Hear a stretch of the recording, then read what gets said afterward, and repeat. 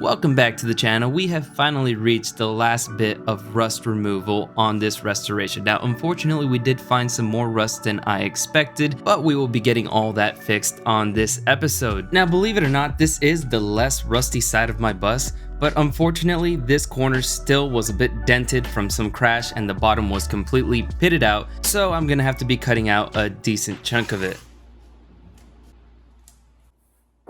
One of the valuable lessons that I've learned through working on this project is that when you're replacing panels like these, you want to do your best to retain as much of the seam as possible. That's why you see I'm cutting in front of the seam. Now, if the seam is all crusted up, of course you will have to remove it, but thankfully the majority of the seam was salvageable.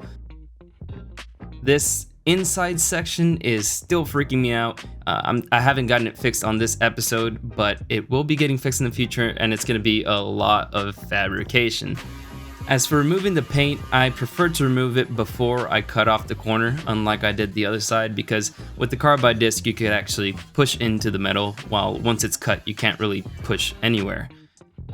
This back section here I thought was a lot more solid, but as you can see there are some pinholes, which means whatever's behind this is actually probably rotted out.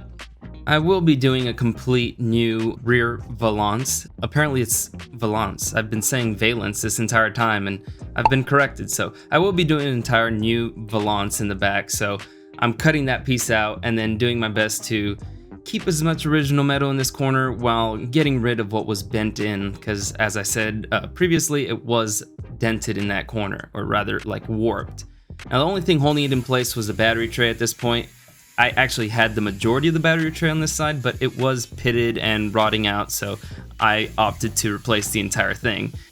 Now, unlike the other side where there was no battery tray, this was a little bit more difficult to remove as I had to kind of cut the battery tray in sections.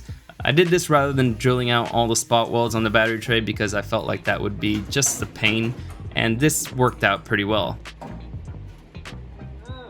As you can see, I kind of just sliced down the inside of the battery tray, and then once the corner was removed, I figured it'd be easier to just remove what was left of the battery tray that was attached to the frame itself.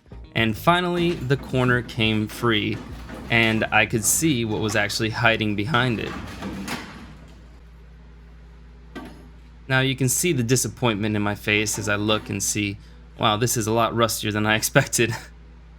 But no big deal, we're gonna figure out a way to deal with it all. Thankfully I do have this deep pillar replacement piece that we will be welding in, but for now it was time to get things cleaned up and see what we were working with. I did this with my coarsest wire wheel possible and just started grinding away at the rust.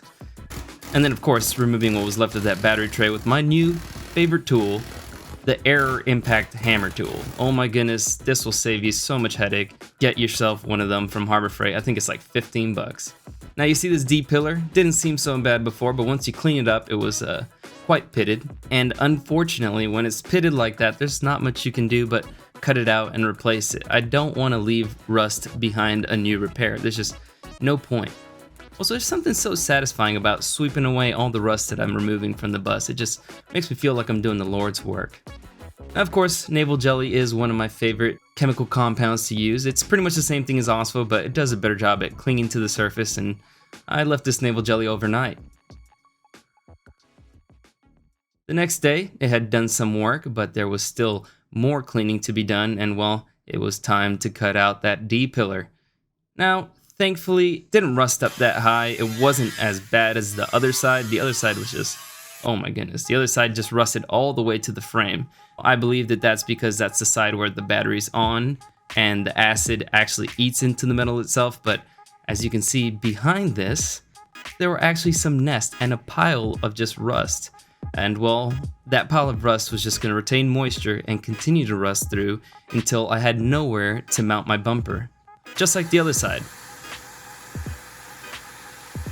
I got it cleaned up because I want to see how much of it I could save. I'm doing my best to retain as much original metal as possible. It's easier to do the repair that way, and also I feel better about the bus when I could keep more original metal instead of having to just cut everything out, because then where's Tangi's soul?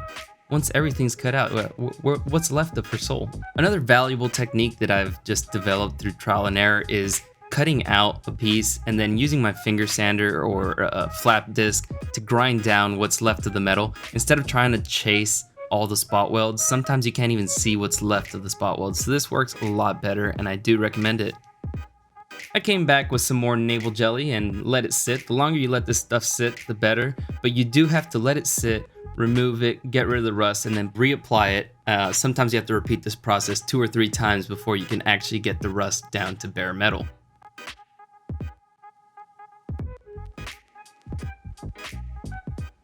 At this point, the frame was actually starting to get down to clean bare metal, which is quite satisfying to me because the other side, as you guys remember, or if you haven't seen it, check out that episode, was completely rusted. I actually had to cut out a piece of my frame and weld in a new one. Oh wow, actually did a pretty good job at cleaning up that rust there. My captive nut on this side was completely rusted out. I couldn't really put a bolt in it, so I decided I was going to remove it by grinding down these 4 spot welds from the top. Once I was done sanding down those spot welds, in theory, I should be able to just remove this entire bottom section. Okay, it's not as loose as I thought it would be. Oh, there we go. Beautiful. And this is the piece that I'm going to be using to replace it, just a brand new captive nut. That way I know that it'll be easy to bolt on my bumper. And of course I used Naval jelly to clean what was left of the bottom of the valance. And while that was doing its thing, I got to straightening out what had gotten bent up from using the air hammer when I removed the battery tray. Now, this is one of the downsides to using the air hammer to remove spot welds, is sometimes you will bend what you're removing the metal from, but straightening it out isn't a big deal, and of course this was going to have to get cleaned up either way. My plan is to drill holes on this piece and then spot weld the battery tray on from inside the engine bay. I just think this is going to be the easiest way to do it. Is it clean enough? It's still not clean enough. Before I weld on the piece of metal with the captive nut, I want to ensure that this area is completely rust free, as I don't want to weld new metal on top of any little pits of rust because the rust will come back. I once again used the Dremel technique like a dentist to dig into the rust cavities and then give it another coat of that good old Naval jelly and let it sit. And while it was sitting, I decided to move on to this mud flap area. The mud flap piece wasn't as rusty on this side as it was on the passenger side, but I decided it would be a good idea to just get it completely replaced as it was pitted. I went ahead and cleaned up the metal above where the mud flap is so I could see where the rust ends and where the fresh metal starts, and I realized I was going to have to cut a little bit more and create a small patch to replace the rust. I don't want to leave any rust behind because rust is always prone to spread. It's literally like a cancer for metal. And making a piece like this is not very difficult. I just got myself my good old piece of scrap sheet metal, laid it down, traced it, and cut it out. And if you're enjoying the content in this video, do not forget to hit that like button, subscribe to the channel, it is free, and don't forget to turn on bell notifications, and leave a comment down below. The comments truly help in the algorithm. It's one of the easiest ways to help support the channel, is just to leave a comment down below. I really do appreciate it. And well, we have new episodes every Sunday and Wednesday, so subscribe. With the replacement patch complete, it was time to move on to the mud flap, and you know what time it is, aircraft stripper time. Wow. Yo, one whole piece? Let's go. Neat.